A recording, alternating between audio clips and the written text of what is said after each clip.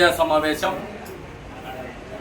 రాష్ట్ర పార్టీ ఆదేశాల మేరకు గౌరవనీయులు తెలుగుదేశం పార్టీ జాతీయ అధ్యక్షులు నారా చంద్రబాబు నాయుడు గారు, యువకుల వ్యవస్థాపకుడు, భవిష్యత్తు నాయకుడు, కాబోయే ముఖ్యమంత్రి, ఐటీ శాఖ మంత్రి నారా లోకేష్ బాబు సారథ్యంలో, అదేవిధంగా రాష్ట్ర అధ్యక్షుడు పల్లా శ్రీనివాస్ గారు సూచనల మేరకు ఆర్లగడ్డ శాసనసభ్యురాలు శ్రీమతి అఖిలప్రియమ్మ గారి ఆధ్వర్యంలో ఈరోజు మీడియా సమావేశం ఏర్పాటు చేసి, ఈ మీడియా సమావేశం ముఖ్య ఉద్దేశం ఏమనగా వాటర్ మ్యాపింగు ఈరోజు మరి మన ఆర్లగడ్డ నియోజకవర్గంలో 6 మండలాలు ఒక మున్సిపాలిటీ ఉంది.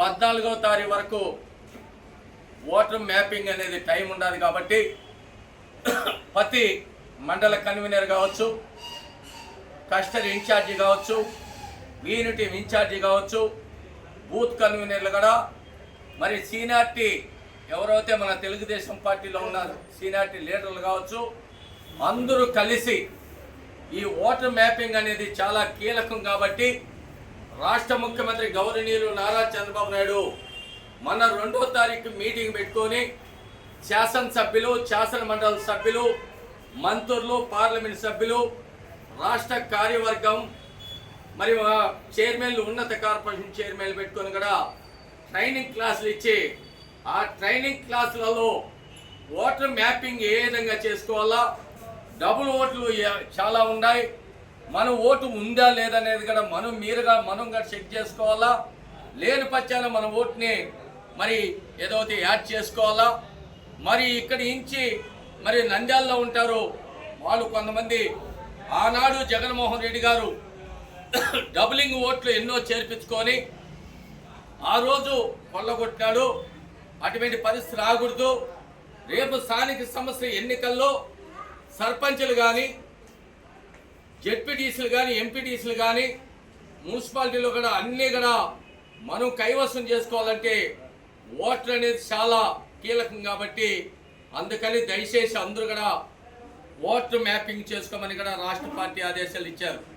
దాని భాగంగానే ఈరోజు ఈ సమావేశం ద్వారా కూడా ఆర్లగడ్డలో ఉండే ప్రజలకందరికీ మీకు అందరికీ ఒకటే తెలియజేస్తున్నాం. ఇంతకుముందే చెప్పినట్టుగా బూత్ కన్వీనర్ కానించి, యూనిట్ ఇన్ఛార్జి కానించి, క్లస్టర్ ఇన్ఛార్జి, మండల కన్వీనర్లు, కోక్ కన్వీనర్లు కూడా అందరూ కూడా దృష్టి పెట్టి ఈ 14వ తారీఖు అంతా కూడా అందరూ కూడా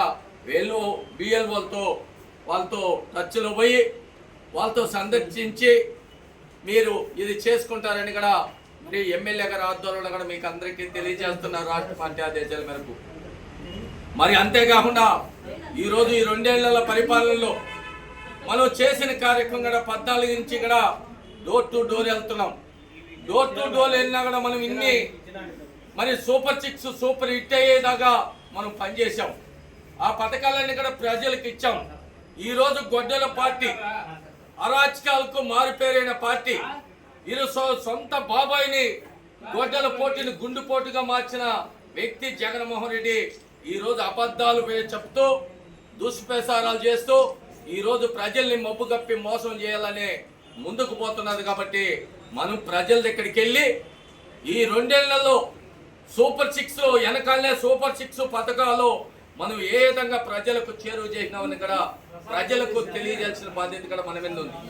మొట్టమొదటిగా మనం 2024 ఎన్నికల ముందుగా చెప్పాం, కూటమి ప్రభుత్వం అధికారంలోకి వస్తే సూపర్ 6ని సూపర్ హిట్గా చేస్తానని. మొట్టమొదటిగా వస్తానే 3,000 పెన్షన్ 4,000 ఇస్తానని చెప్పి ఆ యవ్వకు ప్రతి తాతకి ఇచ్చి మాట నిలబెట్టుకున్న ప్రభుత్వం కూటమి ప్రభుత్వం నారా చంద్రబాబు నాయుడు. రెండోది తల్లికి వందనం.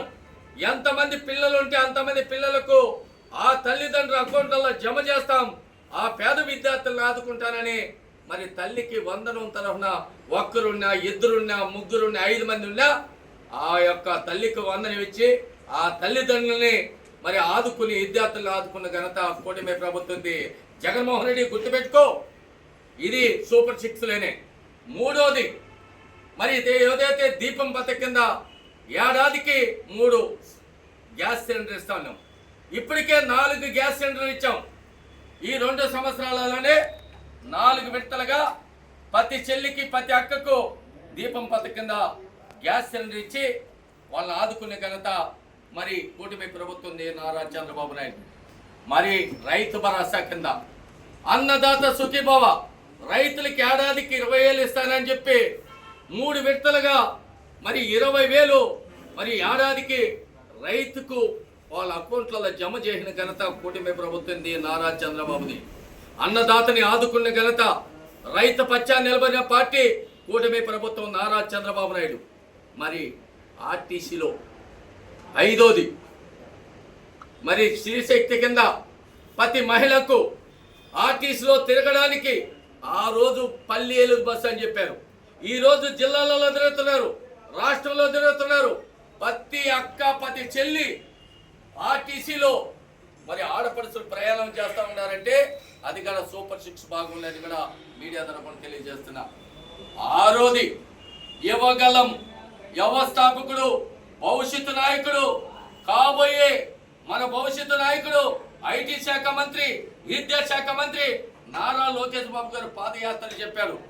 నేను అధికారంలోకి వస్తే 20 లక్షల ఉద్యోగాలు ఇచ్చి నిరుద్యోగులకు పెద్ద పీటేస్తానని చెప్పి అధికారంలోకి వస్తానే మొట్టమొదటిగా మెగా డిఎస్సి కింద 16,500 పోస్టులు టీచర్లుగా గుర్తించి టీచర్ పోస్టులు భర్తీ చేసిన ఘనత మన యువగలం వ్యవస్థాపకుడు భవిష్యత్తు నాయకుడు నారా లోకేష్ బాబు. 5 లక్షల నిరుద్యోగులకు 5 లక్షల ఉద్యోగాలు ఇచ్చి ప్రతి పేదవాడికి ఉద్యోగాల అవకాశం కల్పించింది. అవి ఆదో మరి సూపర్ 6లని మరి ఇవన్నీ కూడా మనం నెరవేర్చాం. మనం ప్రజల దగ్గరికి వెళ్ళి మనం చేసిన పథకాలను చెప్పలేకుండా పోతున్నాం. అందుకే 14వ తారీఖు తర్వాత వాటర్ మ్యాపింగ్ అయిపోయిన తర్వాత ప్రతి ఇంటికి వెళ్ళి మనం ఇది చెప్పాల్సిన బాధ్యత మంది.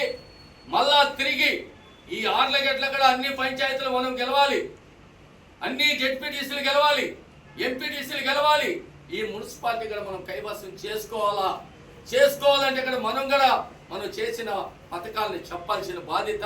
ప్రతి ఇంటికి వెళ్ళి అవా మీకు పెన్షన్ ఇచ్చాం, మీకు గ్యాస్ సిలిండర్ ఇచ్చాం, పిల్లలుంటే నీకు తల్లికి వందన ఇచ్చాం.